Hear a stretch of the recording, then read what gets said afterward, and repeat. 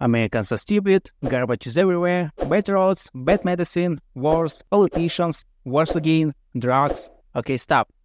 Let's set aside this nonsense for Russian media, and we will try to examine the issue from an objective standpoint, distinct from both Americans and Russian propaganda, and regardless of whether a person is American or Russian. Many are well aware of the anti-American sentiments prevalent in most post-Soviet countries. Overall, the reputation of the United States throughout its history has been highly controversial, with American policies facing disapproval for many nations. In this video, we'll discuss why people around the world dislike Americans and explore the reasons. The first and most significant reason is interference in the affairs of other countries. American foreign policy, since the founding of the nation, has aimed at expanding its territories and influence, often referred to as American imperialism. Initially, this policy was limited to the American continent, leading to considerable resentment even within America. Eventually, their expansion extended to other continents. Since the 18th century, the United States actively expanded its territories, initially moving westward while displacing and at times killing Native Americans. The aggression then extended to other countries, with conflicts arising with Canada and the Mexican-American War. Half of the territory eventually annexed by the states was acquired through these confrontations. An example is the War for Cuba, resulting in American control over the island. This policy was articulated in the doctrine of the 5th US President James Monroe, who stated that the entire America was within the sphere of influence of the United States, warning Europeans against interference. In return, the United States would not interfere in European politics. At that time, Americans were not yet strong enough to play any significant role in Europe. However, in the 20th century, the United States moved beyond the Monroe Doctrine and joined European politics, entering World War I on the side of the Allies. Woodrow Wilson marked a new year by departing from American isolationism and introducing the concept that American democratic values should be promoted on the international stage. World War II, in essence, became a turning point for the growth of American expansion. After the end of World War II, the world was divided into pro-Soviet and pro-American spheres of influence. It was then that the United States began actively pursuing foreign policy.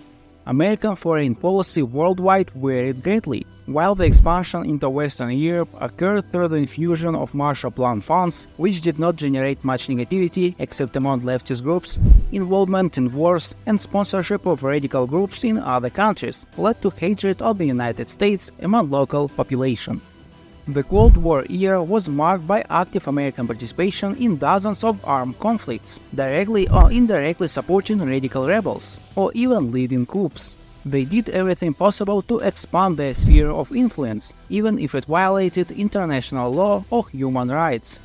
Americans participated in wars in Asia, such as Vietnam or Laos, conflicts in the Middle East, supporting Israel, participating in civil wars, and sponsoring conservative regimes in Latin America, orchestrated coups in Chile and invaded Panama. In Africa, they sponsored right-wing radical movements in Angola or Ethiopian rebels. In Europe, they exerted economic pressure on Western countries. Even after the end of the Cold War, the United States actively participated in the Yugoslav wars. These are just a few instances of places where Americans' hands reached. Overall, during the Cold War period alone, the United States, somehow or another, contributed to many conflicts and confrontations in numerous countries worldwide. American interventions generated negative reactions from local populations, especially considering that Americans often supported questionable regimes. Essentially, the main condition for American support was anti-communist views. Even in the 21st century, American interventions in the Middle East and Asia only added to the tension in the region. For example, US troops were involved in the mission in Afghanistan, initiated the Iraq War, conducted interventions in Libya, and engaged in the Syrian conflict, causing additional resentment globally.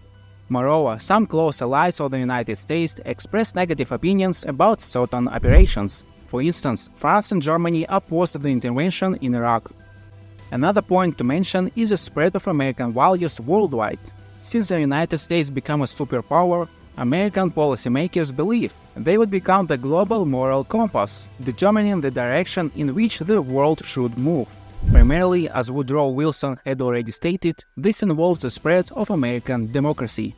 A century later, this notion has acquired a negative connotation. The United States believes it possesses moral authority to impose its values, often done aggressively, leading to widespread disapproval and backlash. This is particularly noticeable in the Middle East, where American policy is most disliked. This concept of American democracy and its values does not align with the Arab understanding of governance, thus causing rejection. A similar process occurs worldwide. The seemingly universal American values do not garner approval from many nations. The third issue is the concept of so-called American exceptionalism. This concept views the United States and Americans as a unique example of statehood and nationality. While the United States does have its specific and unique history, this concept breeds a chauvinistic view of other nations. American exceptionalism places the American people above others due to their distinct path. This concept held particular significance since the early days of the colonies and often appealed to religious sentiments, labeling American settlers as true bearers of faith and the like. As the concept of American exceptionalism developed, it gave rise to many unique ideas in American culture, such as the American dream, and dreams supposedly only achievable in the United States. American exceptionalism is associated with a certain arrogance among Americans and a belief in their correct values and standards. The fourth aspect contributing to resentment towards Americans is their historical position of other countries. Throughout history, the United States and the rest of the world have been ideologically opposed. Initially, after gaining independence, their position was between monarchies and a republic. European monarchs looked down upon the American Republic with disdain, and of course did not share American values. From the American perspective, it was similar. With the world divided in a hypothetical capitalist and a socialist sphere, the United States became a bastion of capitalist values, against which active propaganda was carried out in socialist countries. Fascists also actively criticized the states and their system of governance. In modern times, such a position is not as pronounced. Overall, ideological confrontation had almost always existed between the United States and the rest of the world. An important reason can be attributed to the economic might of the United States, causing issues for several countries.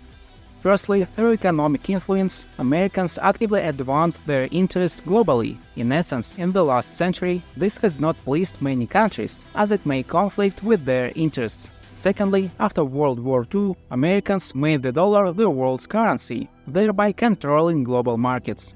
Thirdly, American corporations, especially in contemporary times, wield incredible influence worldwide.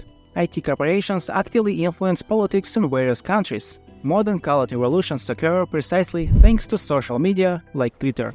In general, the economic power of the states imposes some cost on other countries and possesses serious competition to other advanced nations. In conclusion, the negative attitude towards Americans, specifically towards the American government, has largely formed due to intervention in the affairs of other countries, often in military format, and the imposition of American values and thoughts about American exceptionalism. Additionally, the strong economic influence on other countries plays a significant role.